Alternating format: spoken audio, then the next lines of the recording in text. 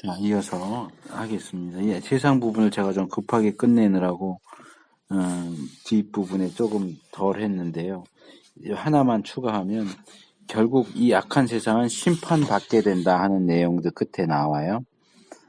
결국 심판을 받는다. 이 세상이 전부가 아니고 이 세상이 영원한 것이 아니라 하나님의 심판의 대상이 된다 하는 것까지 생각할 필요가 있고요. 그 다음에 이제 권세자들이에요. 이 권세자들에 대한 설명은 세상에 대한 설명보다 더 어려워요, 사실은. 이제 에베소서나 골로새서에 보면은 특별히 에베소서에 우리의 싸움은 육에 속한 것이 아니라 악한 영과 세상의 정사와 권세와 뭐 이런 것들에 대한 것이다 이런 얘기를 하는데 이제 이 부분이 여기 속에 있는 한 것처럼 핸드리쿠스 벌코프나 몇몇 이제 학자들에 의해서 많이 연구가 되면서 이제 관심의 대상이 됐는데 그 이전에는 별로 관심의 대상이 되질 않았어요. 근데 이 내용들을 이제 들어가서 보면 뭐냐 하면 하나님이 부리기 위해서 만드신 천사들도 계층이 있다는 거예요. 네, 그러니까 지금 이 우리 국가 제도를 생각하면 될 것 같아요.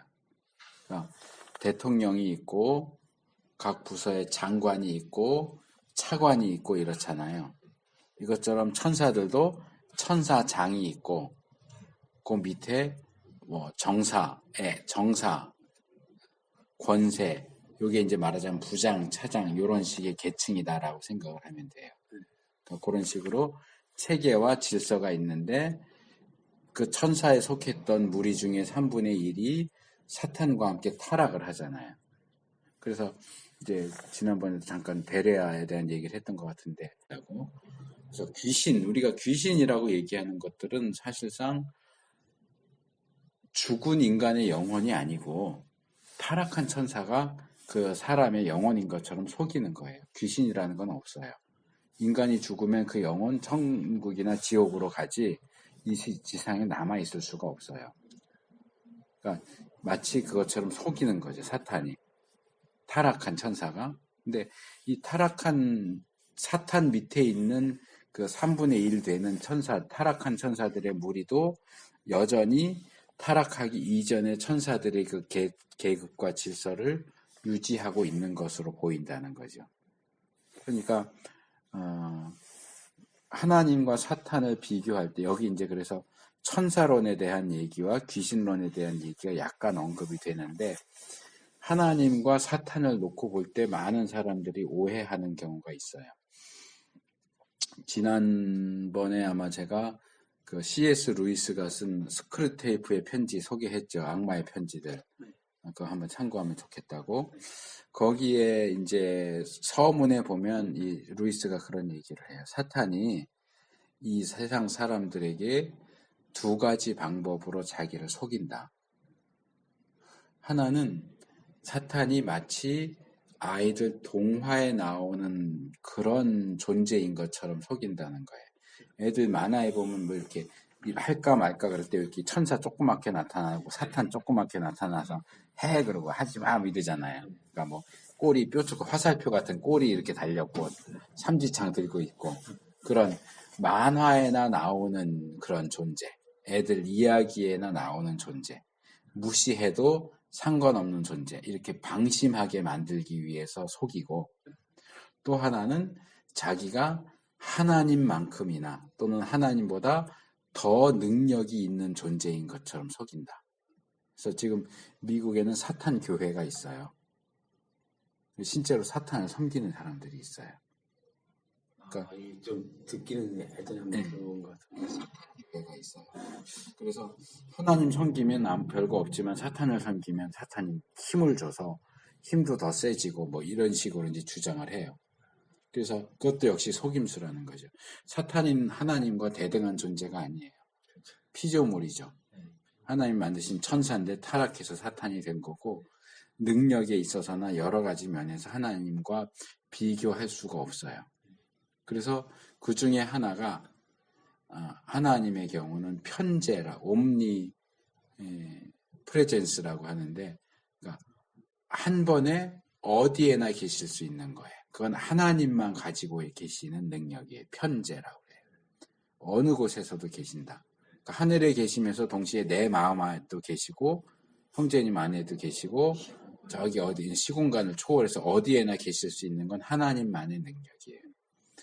그 얘기는 사탄은 편재의 능력이 없다는 거예요. 그럼 사탄은 편재의 능력이 없는데 어떻게 동시다발적으로 여기저기에서 사탄이 역사할 수 있느냐? 한 번에 한 군데밖에 있을 수 없다면 어떻게 사탄이 그렇게 동시다발적으로 여러 곳에서 역사할 수 있을까요? 사탄은 개인이지만 그를 따르는 무리가 있잖아요. 타락한 천사 전체의 3분의 1에 해당되는 무리가 있어요. 그리고 그게 다 질서와 체제를 가지고 있어요. 그러니까 그게 다 그렇게 피라미드처럼 뿌리를 뻗치고 해서 그런 타락한 천사들이 다 그 역할을 하는 거예요. 사탄이 지시를 받아서 그 역할을 하죠. 그래서 우리가 바울이 우리가 사탄도 광명의 천사로 가장한다 얘기하면서 우리가 그의 괴계를 속임수를 모르는 바가 아니다 그런 얘기를 하는데 사실 우리 이 시대는 사탄에 대해서 너무 몰라요. 사탄이 어떻게 역사하는지 그런 부분에 대해서 너무 몰라요. 그래서 저는 이제 예전에 그런 사탄론, 귀신론 이런 부분들에 대해서도 좀 천사론과 함께 많이 깊게 살펴본 적도 있고 학생들, 청년들한테도 강의도 하고 그랬는데 이 귀신론 이런 쪽 다루는 사람들은 하다 보면 별 희한한 일들이 다 있어요. 경험을. 저도 그런 경험을 하나 했는데 학생들한테 귀신론에 대해서 강의를 하려고 쭉 강의안을 만들어 놓고 프린터를 하는데 프린트가 이상하게 나오는 거예요. 정상적으로 이렇게 해서 프린트를 하면 이렇게 나와야 되잖아요. 근데 완전히 엉뚱한 말이 안 되는 이상한 기호 이런 것들이 몇 장을 뽑아도 계속 그렇게 나오는 거예요. 아무런 이상이 없는데 프린터도 이상이 없고 컴퓨터도 이상이 없고 파일도 이상이 없는데 강의안을 뽑아내느라고 프린트를 하는데 열 몇 장이 계속 엉뚱한 게 나오는 거예요. 이상하다. 왜 이렇게 나오나? 그랬던 적이 있는데 이 자신에 대해서 알려지는 것을 원하지 않기 때문에 어떻게 보면 굉장히 유치한 방식인데도 그런 일들이 가끔 일어나더라고요. 그래서 이 귀신들의 그 체계, 귀신들도 그렇게 다 이렇게 맡고 있는 어떤 영역이 있고 분야가 있고 다 이렇게 세분화돼서 각각의 역할을 한다고 하는 것을 우리가 기억할 필요가 있는데 그래서 지난번에도 아마 내가 슬쩍 지나가면서 얘기했을 때 우리 범죄와 관련해서 세 가지 요소가 있다. 세상과 육신과 마귀. 내 안에 육신, 죄된 성향을 가지고 있는 육신이 있고 우리를 공격하는 사탄이 있고 마귀가 있고 마귀는 세상을 사용해서 나를 유혹한다. 그러니까 지금 이 세 가지 중에 두 가지가 나온 거예요. 우리가 앞에서 세상 다뤘잖아요. 세상은 악해요. 그러면서도 우리를 유혹할 만한 것들을 굉장히 많이 가지고 있죠. 우리를 망가뜨릴 수 있는 충분한 요소들이 있고 마귀가 그것을 사용을 해요. 마귀가 그것을 얼마나 체계적으로 사용하는가를 보여주는 게 바로 이 권세자들이라고 하는 항목에서 제시하는 거예요. 그래서 제가 예전에 부교육자로 있던 목사님은 그 설교하는 중에 종종 그 말씀을 하셨는데 마귀가 예수님을 시험하잖아요. 시험하는 중에 나한테 절해라. 그럼 이 세상을 너한테 주겠다. 이게 나한테 넘어온 거기 때문에 네가 나한테 절을 하면 넘겨주겠다 하는 이 부분을 설교를 하시면서 이것도 거짓말이다. 그러세요. 사탄은 거짓말쟁이인데 세상이 자기한테 넘어왔다. 넘겨준다 하는 것도 거짓말이다. 이렇게 몇 번을 설교하셨었는데 저는 그건 아니라고 봐요. 사탄이 거짓말쟁이라고 해서 그럼 사탄이 하는 말은 다 믿을 수 없고 다 거짓말일까요? 예를 들어서 거라사의 광인 귀신 들린 사람에게 예수님에게 귀신한테 물어보시죠. 내 이름이 무엇이냐? 군대니이다 그러잖아요. 그러면 그것도 거짓말일까요? 사탄은 거짓말쟁이잖아. 그러니까 그런 식으로 막 몰아가면 안 되고요. 그건 알레고리라기보다는 이 사탄이 거짓말장이다라는 걸 너무 맞는 키처럼 여기저기에 다 적용하니까 이제 문제가 되는 건데, 모든 걸 다 거기에다가 붙이는 거예요. 근데 그렇지는 않아요. 실제로 성경이 뭐라 그래요? 사탄이 공중 권세 잡았다. 이 세상의 임금이다. 그 여기 쭉 나오거든요. 실제로 인간이 타락한 이후로 하나님이 창조하셔서 하나님의 대리자인 인간이 다스려야 하는 이 세상의 지배권이 사탄에게 넘어간 거 맞아요. 그래서 사탄이 세상의 임금이라고 그러잖아요. 공중권세 잡았다 그러잖아요. 그래서 어떤 구절을 읽을 때 그걸 너무나 무리하게 모든 경우에 다 때려 넣으면 안 돼요. 아까 제가 세상 얘기할 때도 세 가지 의미가 있기 때문에 세상이라는 단어가 사용될 때 이 중에 어느 의미로 사용되는지를 잘 살펴봐야 된다. 얘기한 것처럼 그런 것들을 우리가 주의할 필요가 있습니다. 그래서 사탄이 그런 아주 체계적이고 그리고 이 사탄은 기본적인 능력이 우리보다 뛰어나는 게 맞아요. 뛰어난 게 맞아요. 지적으로도 더 뛰어나고 능력도 뛰어나요. 그리고 늘 우리 곁에서 우리를 지켜보기 때문에 어떤 의미에서 나보다 나를 더 잘 알아요. 그러니까 내 약점이 뭔지를 다 알아. 만약에 한 달만 같이 이렇게 따라다녀 보면 형제를 따라다니 보면 이 사람이 뭐에 약하구나, 뭐 하면 반드시 넘어가는구나 다 알 거 아니에요. 그러니까 마귀는 우리를 넘어뜨리는 게 목적이기 때문에 늘 그걸 들여다보는 거예요. 근데 하나님은 우리 마음을 들여다보시지만 사탄은 우리 마음 속을 들여다보지는 못해요. 그것도 사탄의 능력이 제한적이기 때문에. 우리가 말하고 행동하는 거. 근데 우리도 사람의 마음을 들여다보지는 못하지만 말하는 거, 행동하는 거, 표정 이런 거 보면 저 사람이 지금 무슨 생각을 하겠거니 하고 짐작할 수 있잖아요. 근데 사탄은 우리보다 더 똑똑한데 그걸 모르겠어요. 그러니까 딱 보면서 가룟 유다를 볼 때 요게 지금 스승을 팔아먹을 생각을 하고 있구나 다 아는 거예요. 그러니까 우리가 아무리 공격해도 끄떡없을 그런 분야로는 얘도 헛힘을 안 써요. 우리가 넘어갈 것 같은 분야를 가지고 접근을 하죠. 항상 우리의 가장 약점되는 것을 걸고 넘어져요. 예. 그리고 우리의 약점을 찾기 위해서 늘 고민을 하는 거예요. 그리고 사탄도 역시 죽지 않는 존재다 보니까 그 점치거나 영매들 뭐 죽은 사람 불러내갖고 뭔 어디에다 놔뒀어요? 그럼 대답해 주잖아요. 그러면서 귀신이 한다는 귀신이 하는 게 아니라 타락한 천사가 하는 거라고요. 이렇게 늘 지켜보니까 아는 거예요. 지식이 있는 거예요. 지켜보니까 이 사람이 누구한테도 얘기 안 했는데 뭐 중요한 열쇠를 여기다 놔뒀다. 아니까 후손들은 그 열쇠를 찾지 못해서 난리를 치면서 귀신이라고 불러갖고 그 열쇠 어디다 두셨어요? 그러면 그 악한 영이 귀신인 척하면서 그거 어디다 뒀다 이렇게 알려주는 거예요. 근데 그걸 우리 자꾸 귀신이라고 생각하는데 엄밀한 의미에서 말하면 귀신이라는 건 없어요. 무속 종교에서 말하는 귀신.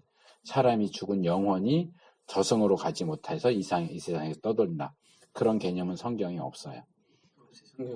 예, 성경엔 그런 게 없어요. 그래서 이 사탄이 얼마나 강하게 역사하는가. 국가적으로도 역사하고 사회적으로 역사하고 또 어떤 직업 가운데서도 그런 역사를 하고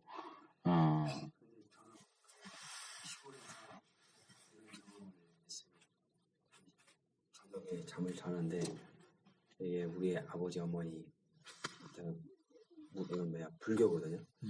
아이 믿질 않았는데 저 혼자 이제 이렇게 크리스찬 돼가지고 몇 년 있는데 은혜 받고 있는데 오늘 갑자기 이렇게 저녁에 명절 때 추석인가 이렇게 잤는데 그 차례 지내고 지내기 전에 전날 그러니까 새벽쯤인가 한 12시가 됐는데 창문에서 이렇게 막 두드리는 소리가 나요.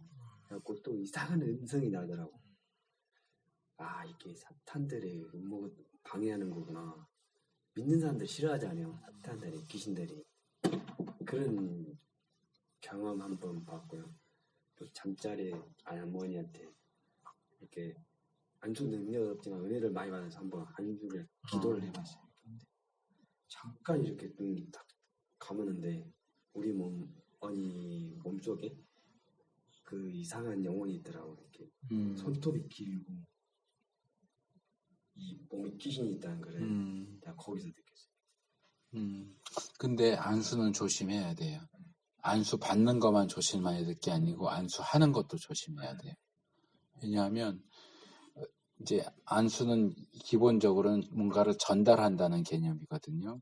근데 내가 안수해서 주기만 하는 게 아니고 반대의 경우로 내가 안수하는 걸 통해서 뭔가를 받을 수도 있어요. 그렇죠.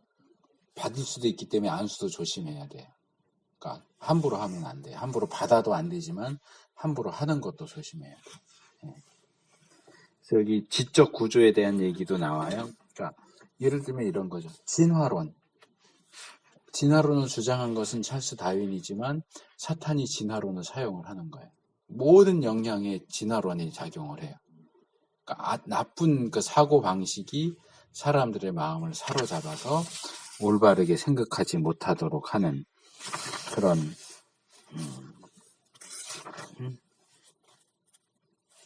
이 진화론 얘기는 여기인데 제가 넘어갔네. 그래서 이제 첫째가 세상이고 둘째는 권세자들, 사탄의 그 세계에 대한 거고 셋째가 우리 교재 233페이지 밑에 집합체로서의 개인이 나오죠. 이 지적 구조는 거기에 해당되는 건데 제가 페이지를 확 넘겨가지고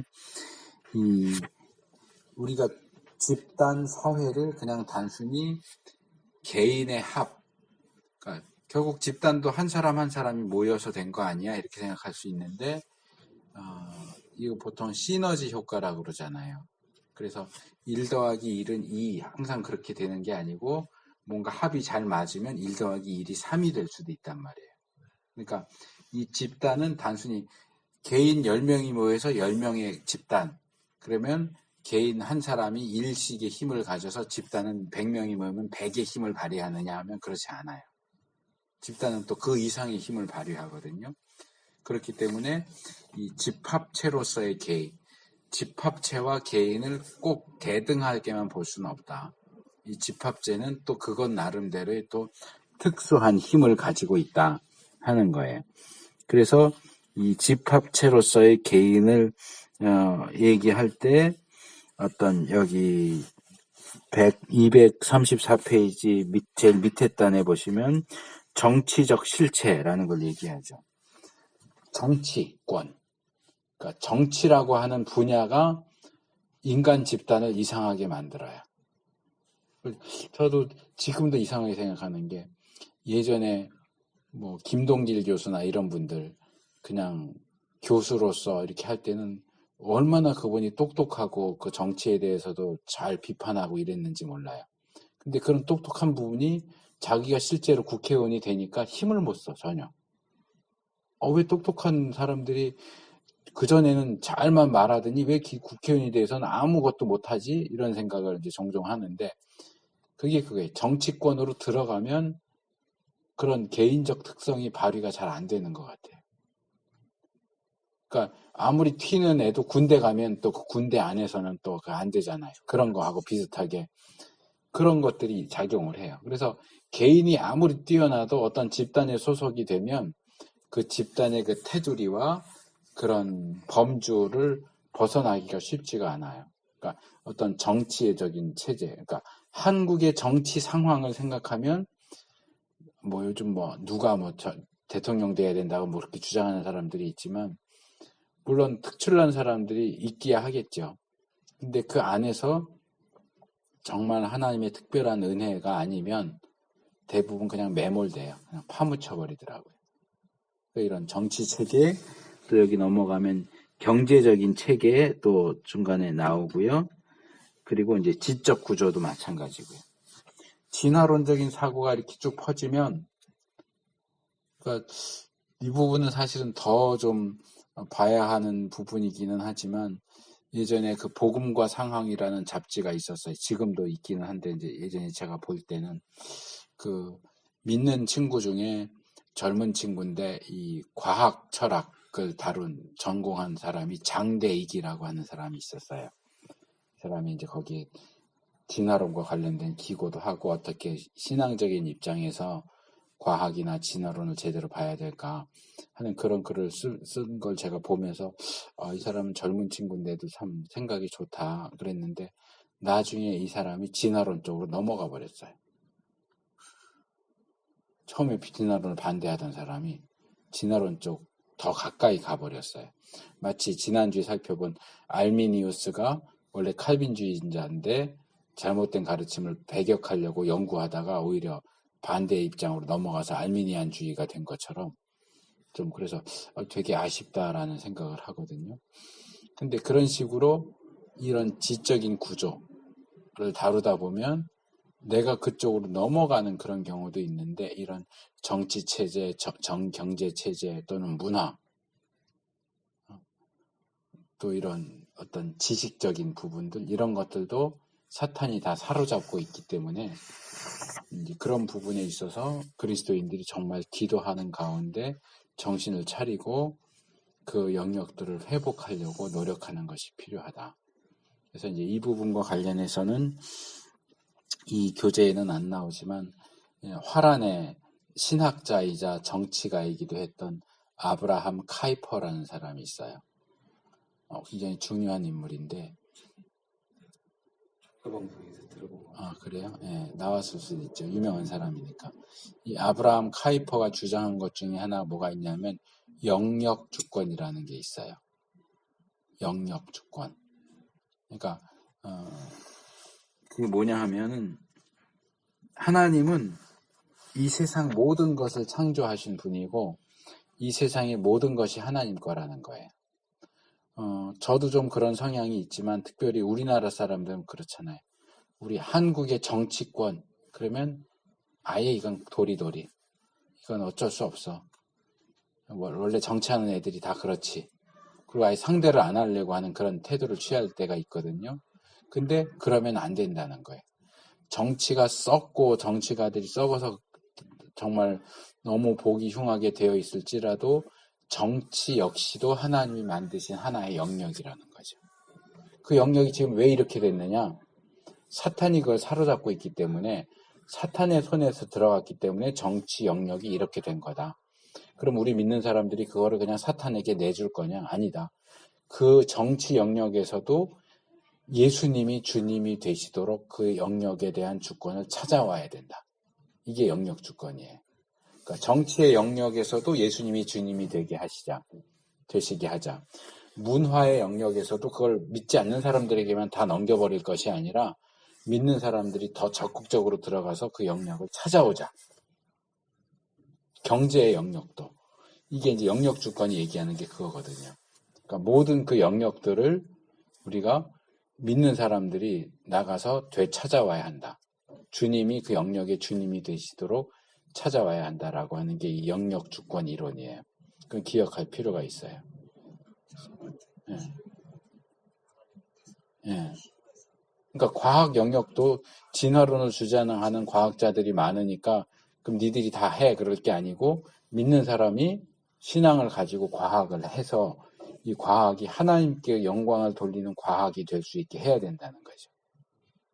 있는 사람은 맨날 교회만 오고 기도원만 가고 이럴 게 아니고 자기의 하나님이 주신 달란트가 다 있으니까 음악으로도 미술로도 정치로도 경제로도 하나님이 주신 그 달란트를 활용해서 제가 어젠가 그젠가 우연히 봤더니 그 가디언즈 오브 갤럭시 그 영화에 나왔던 남자 주인공이 상 받으면서 수상 소감한 게 떴더라고. 그 전부터 떴는데 이게 뭔가 그러고 안 봤다가 봤더니 완전히 복음을 전하더라고요.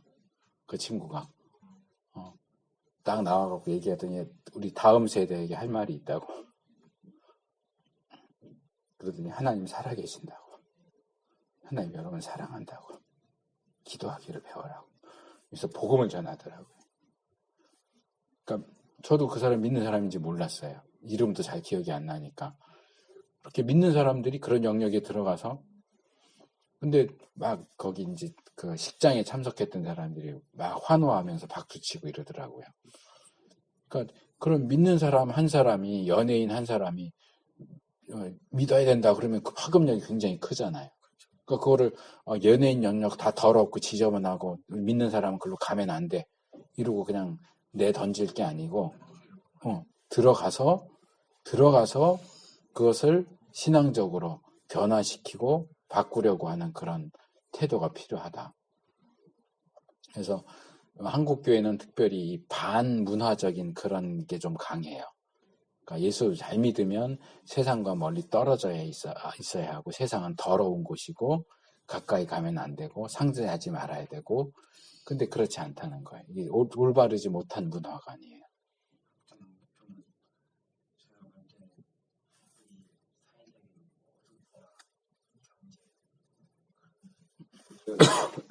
지금 혼돈이 돼가지고 그 각자의 자기 주어진 일에서 중보기도를 많이 하거든 크리스천인데 그게 중요한 것 같아요. 중보 기도도 해야 되고 교육도 해야 돼요. 그래서 제가 예전에 이제 어른들 예배 드릴 때 그 얘기를 종종 했는데, 우리보다 윗세대, 우리 세대까지도 그랬고, 우리보다 윗세대는 뭐라 그러냐면, 교회는 열심히 나오는데 공부 못하고 이러면 뭐라 그러냐면 신학교 보내라고 그랬어요. 신학교 나가라고. 믿음은 열심히 있는데 공부 못해. 대학 여러 군데 해도 떨어지고 이러면, 뭐 사업해도 안 돼 그러면 신학교 나가라고. 그거 굉장히 잘못된 거예요. 그것도 위험한 거예요. 그 머리 나쁜 사람들을 다 신학교 보냈고, 그 머리 나쁜 사람들이 다 목사 됐으니까, 목사 된 그 사람들이 해야 할 일 안 하고 엉뚱한 짓 하고 싸우고 잘못된 짓을 하면서 교회를 잘못 이끄는 거예요. 똑똑한 애들을 신학을 시켜야지. 뛰어난 애들을 하나님한테 바쳐서 해야 되는데, 그런 애들은 의사 판사 시키고 멍청한 애들은 다 목사 시키고, 그러니까 교회가 망가질 수밖에 없는 거예요. 그래서 저는 주위에서 신학하겠다 그러면은 이렇게 봐서 지지부진하고 막 이것도 해도 안 되고 저것도 해도 안 되고, 그래서 신학하겠다 그러면 하지 말라고 그래요. 신학은 도피처가 아니에요. 물론 이제 그런 것도 있고, 또 하나 이제 제가 얘기하려고 하는 거는, 믿음이 있어 보이면 무조건 신학해라 이럴 게 아니고, 물론 똑똑한 애들은 다 목사해야 된다 이것도 아니에요. 하나님이 부르셔야지 하는 거니까. 근데 그 사람들을 다 신학교로 가라 그럴 게 아니고, 달란트를 봐서 얘는 음악에 재능이 있다 그러면 음악을 할 수 있도록 해줘야죠. 문학에 재능이 있다 그러면 문학 할 수 있도록 해주고 대신 신앙 교육을 탄탄하게 해줘야죠. 그래 얘들이 믿음 안에서 자라서 음악 분야로 나가서 신앙인답게 할 거 아니에요. 문학 분야에 가서 신앙인을 하고, 법정에 가서도 신앙인답게 하고, 그렇게 해서 키워야 되는데, 웬만하면 믿음 좋다 그러면 그냥 다 목사하라고 신학교 가라고 이래버리니까, 문화 분야에서 다른 분야, 종교 이외의 분야에서 기독교인이 두각을 나타낼 수가 없는 거예요. 이게 큰 문제예요. 그래서 우리가 기도할 뿐만 아니라 공동체가 그 교회에 속한 청소년들, 청년들을 봐서 이제 싹수가 있다, 재능이 있다 그러면 키워줘야 돼, 밀어줘야 돼. 그냥 무조건 넌 교회 열심히 나오니까 신학교 가 이러지 말고 예. 그걸 못 해주니까 영역이 점점 줄어드는 거예요. 그러니까 그런 부분에 있어서 교회 공동체의 역할은 굉장히 중요하다. 서로에게 책임을 져줘야 된다. 자, 그럼 이런 사회적인 죄를 극복하기 위해서 어떻게 해야 될까? 이거 제가 아마 처음 죄 부분 얘기할 때 빵과 복음 얘기했었는데 기억하실지 모르겠어요. 지금 그 얘기예요. 여기서 얘기하는 게 결국. 그러니까 복음을 주장하는 대부분의 보수적인 기독교인들의 입장은 이런 사회적인 죄를 극복하는 것도 역시 거듭남, 개인이 거듭나야 된다. 결국 사회도 개인의 집합체 아니냐. 그러니까 개인이 변하면 집단도 변한다. 근데 물론 저도 좀 이쪽 성향이 없지는 않아요. 그래서 계속 강조했지만 구조 바꾼다고 해서 바뀌느냐, 바뀌지 않는다. 사람이 바뀌지 않는 한은 바뀌지 않는다. 그것도 이제 여기에 좀 가까운 입장이거든요. 사람이 바뀌지 않으면 구조를 바꾸고 법을 바꾼다고 해도 그게 바뀌지가 않아요, 사회가. 그래서 근원적인 측면에서는 사람이 바뀌어야 된다. 죄인인 인간이 거듭나서 하나님의 백성이 되는 것이 중요하다. 근데 거기서 멈추면 안 되는데 이 입장은 거기서 멈추는 거예요. 그걸로 충분하다. 개인이 바뀌면 사회도 바뀌게 되어 있어. 근데 정말 그러냐? 그렇지 않다는 거예요. 많은 사람들이 얘기하는 것처럼 우리나라 국회의원 중에 기독교인 퍼센트가 얼마나 되는데요. 아무도 힘을 못 쓰잖아요. 그냥 그래서 그 사람들은 거듭난 그리스도인이 아니야라고 주장하는 사람들도 있지만 꼭 그렇다고만 몰아붙이기는 어렵죠. 근데 아까 말한 것처럼 그런 체계 속에 들어가서 힘을 못 쓰는 그런 것들도 있고 그런 체계 속에서 작용하는 어떤 사탄의 역사 이런 것들도 우리가 무시할 수는 없으니까 그렇기 때문에 그냥 단순하게 개인이 거듭나서 구원받으면 다 바뀌어. 그렇지는 않은 것 같아요. 그래서 한계가 있다는 거죠. 두 번째는 개혁입니다. 개혁. 이것은 거듭남을 주장하는 보수주의자들보다는 조금 더 깨어있는 사람들의 입장이죠. 이것은 그러니까 개인만을 변화시킨다고 해서 사회적인 문제가 해결되는 게 아니고 사회 문제까지도 다뤄야 된다. 그러니까 이 앞에 거듭남이 굶어 죽어가는 사람에게 뭘 줘야 되느냐 할 때 복음 하는 거고 이 사람들은 빵 줘야 된다는 거예요. 빵을 줘야 된다. 당장 굶어 죽게 생겼는데 복음 준다고 배고픔이 없어지냐? 빵도 줘야지. 빵을 줘야지. 밥을 줘야지. 이게 이제 이 개혁에 대한 부분에 사회, 정치 형태가 바뀌어야 된다. 구조적으로 잘못된 거는 구조를 바꿔야 된다. 저도 예전에 기독교 출판사에 있다 보니까 이 중소 출판사 자체도 어렵지만 기독교 출판사는 더 어렵거든요. 그러니까 이런 거예요. 책을 만든다. 편집해서 만든다. 그러면 이 책을 한 권 만드는데 10,000원이 들어요. 그 원고료도 주고 인쇄도 하고 막 이렇게 하면 이제 정가가 10,000원이 붙었어. 그러면 출판사가 책을 직접 팔지 못하잖아요. 그러니까 총판이라는 데가 있어. 거기에 넘겨서 거기서 이제 서점에도 하고 광고도 하고 이렇게 해요. 그러면 10,000원짜리 정가 붙은 책을 총판에 얼마에 넘기느냐? 6,000원에 넘겨요. 예를 들면. 근데 6,000원에 넘기는데 그럼 10,000원짜리 책을 6,000원에 넘기면 6,000원을 받느냐? 아니에요. 총판에서 현금을 안 주고 어음을 줘요. 6,000원짜리 어음을 줘요. 그러면 최소한 한 달 후에 받아요. 근데 당장 직원들 월급을 줘야 되잖아요. 그럼 이 어음을 깡을 한다고 그래.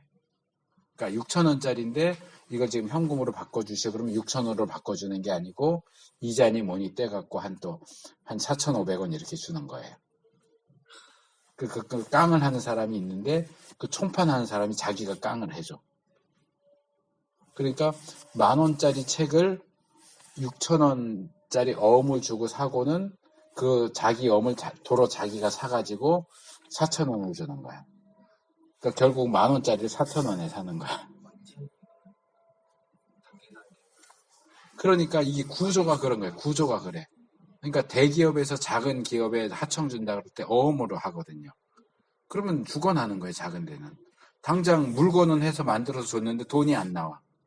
어음으로 종이 조각으로 나오고 이걸 돈으로 바꾸려면 최소한 한 달 이상을 기다려야 돼. 한 달짜리도 감사하지.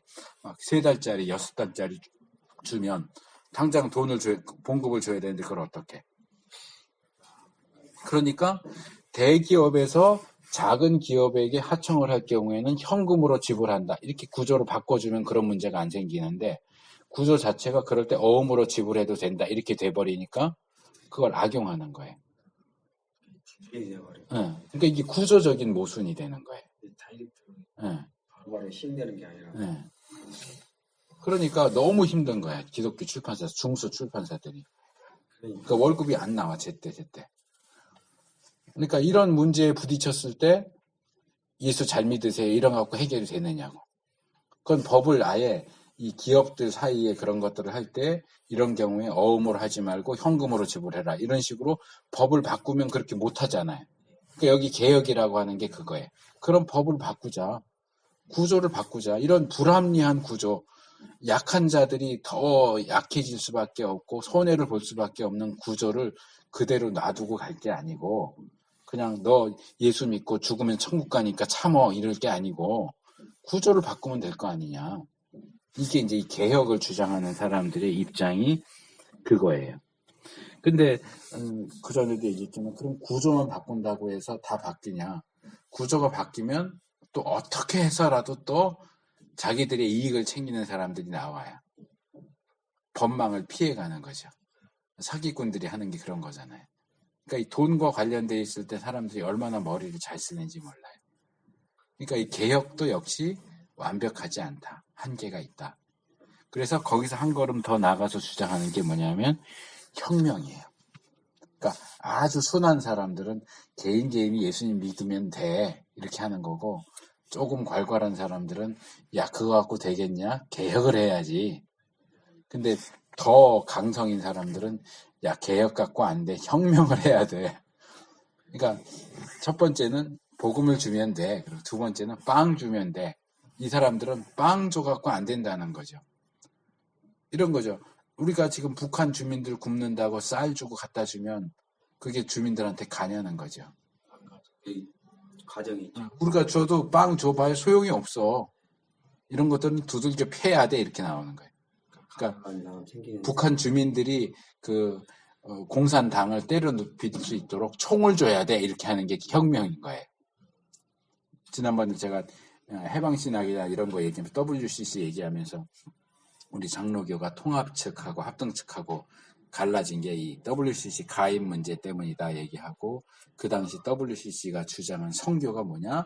남미의 그 어려운 사람들을 위해서 헌금 모아서 총 사다 주자 이렇게 했다는 얘기 했던 거 기억하는지 모르겠어요. 네. 이 혁명이 그거예요. 폭력을 써서라도 이걸 다 뒤집어 엎어야 돼. 이게 혁명이에요. 사회적인 문제를 해결하기 위해서는 개인이 예수 믿는 거 그것도 소용이 없고, 법 같은 거 조금 바꾼다는 거 이것도 소용이 없고, 다 뒤집어 엎어야 돼. 그냥 전쟁이 확 나가지고 한번 확 다 뒤집어야 돼. 이런 입장인 거예요. 근데 여기에는 이분이 잘 지적하고 있는데 어떤 생각이 있느냐? 거기 혁명이라고 돼 있는 거 둘, 넷, 여섯, 일곱 번째 줄 정도, 그 자리에 그 여섯째 줄, 둘, 넷, 다섯 번째 줄이다. 근본적으로 선하여, 그 앞에서부터 문장이 있구나. 이런 급진적인 견해가 있는데 때때로 여기에는 인간은 가능성이 주어진 존재로서 근본적으로 선하며 적어도 도덕적으로 중립적이라는 생각이 들어있다. 따라서 만일 현재의 구조가 없어진다면 그 자리에 생겨날 것은 기본적으로 선하다는 확신이 있다. 혁명을 주장하는 사람들은 뭐냐면 지금 이게 어떻게 손을 볼 수 없을 정도로 망가져 있잖아요. 그리고 완전히 싹 밀어버리자는 거지. 싹 밀어버리면 그 자리에 좋은 게 생겨날 거야. 근데 좋은 게 생겨나겠어요, 과연? 그 좋은 거 생겨난다는 보장이 없어요. 그러니까 다시 처음 문제로 가는 거죠. 인간 자신이 변하지 않는 한 구조를 바꾼다고 해서 해결이 되느냐? 그렇지 않다는 거예요. 인간 자신이 변하지 않는데 혁명을 일으켜서 현 정부를 무너뜨리면 그 다음 일어날 정부는 문제가 없겠어요? 근데 이 혁명을 주장하는 사람들은 그 다음 일어난 정부는 문제가 없을 거야 라고 하는 아주 순진한 믿음을 가지고 있는 거예요. 그래서 이런 사회적인 문제를 해결한다고 할 때 기본적으로 이런 세 가지 입장이 제시가 되고 있어요. 개인의 변화를 주장하는 거듭남. 개인이 거듭나면 사회의 문제가 해결될 거야 라고 하는 보수적이고 좀 복음적이라고 할 수 있는, 꼭 성경적이라는 의미가 아니고 어떤 교회 역사 속에서 나타난 어떤 입장을 지시하는 특수한 용어로서의 복음적인, 복음주의적인. 지난번에 제가 얘기하다 말았는데 이 복음주의는 굉장히 폭이 넓어요. 기본적으로 예수 믿고 구원받는다는 걸 인정한다고 하면 너도 복음주의하고 인정을 해주거든요. 근데 우리 이제 장로교 같은 경우는 조금 더 좁은 의미에서 개혁주의라고 부르거든요. 그러니까 이 원이 다른 거예요. 개혁주의가 이 핸드폰만한 크기면 복음주의는 이 책상만한 크기예요. 그러니까 개혁주의에 안 들어가는데 복음주의에 들어가는 영역이 있어. 그러니까 이 책을 지은 밀라드 에릭슨은 복음주의, 침례교인데 예수 믿어야 구원받는다는 걸 인정하기 때문에 복음주의라고 불러요.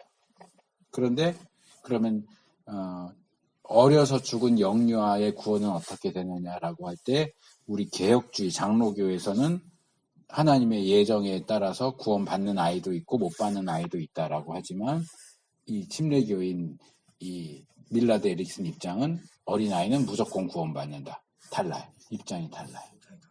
그러나 기본적으로 예수 믿어야 구원받는다는 걸 인정하기 때문에 훨씬 넓은 테두리로 복음주의를 얘기하는 거예요.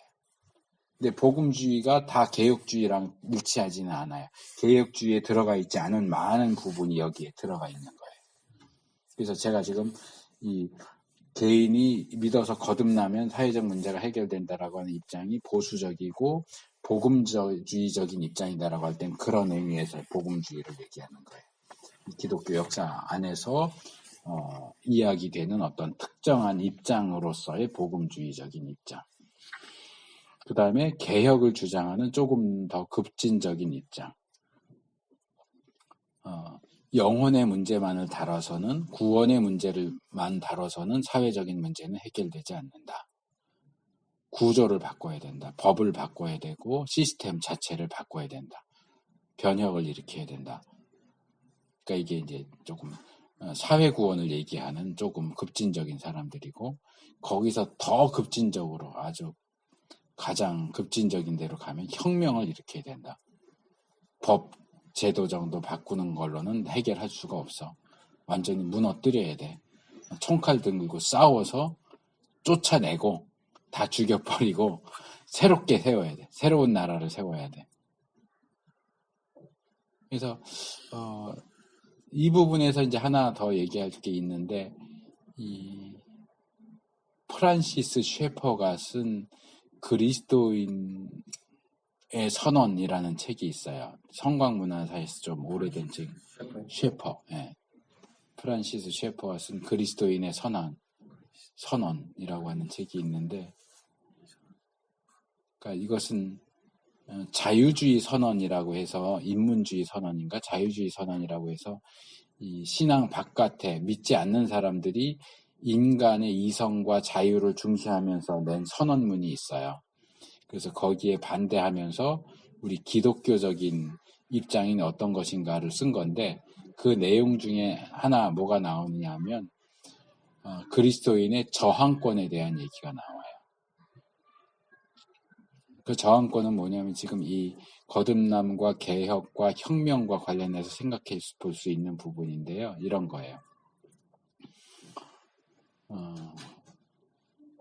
내가 속해 있는 나라가 있어요. 그 나라에 왕이 됐든 왕이라고 합시다. 왜냐하면 이제 이 기본 주장이 칼빈에게서 나온 거니까 그 당시에는 전제 왕국이었으니까 왕이 칼빈이 처해 있는 상황이 그거니까 왕이 카톨릭 신자예요. 카톨릭 신자여서 개신교 믿는 것을 금지해요. 개신교를 믿으면 잡아간다. 너 교회 가지 마. 성당 가야 돼. 교회 가면 잡아갈 거야. 그러면 어떻게 해야 되냐는 거예요. 믿는 사람이. 믿는 우리가 어떻게 해야 되느냐. 그러면 국가가 교회 가지 말고 성당 가. 아니면 동양식으로 말해서 대통령이 왕이 불교 신자여서 우리 대한민국의 모든 국민은 일요일 되면 절에 가야 된다. 만약에 법을 그렇게 정했다. 그러면 예수 믿는 사람이 그러면 국가 법이 그렇게 정해졌으니까 그럼 절에 가야 되나요? 절에 안 가면 잡아간다 그러는데. 그럴 때 어떻게 해야 되느냐? 라고 할 때 칼빈이 뭐라고 얘기하냐면 불순종할 수 있다.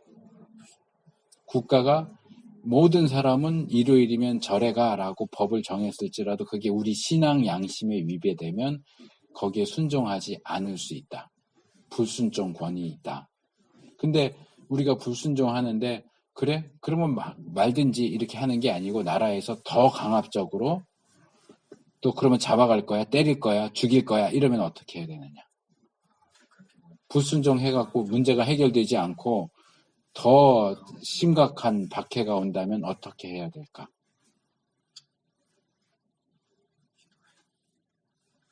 칼빈이 그렇게 얘기했어요. 기도해라.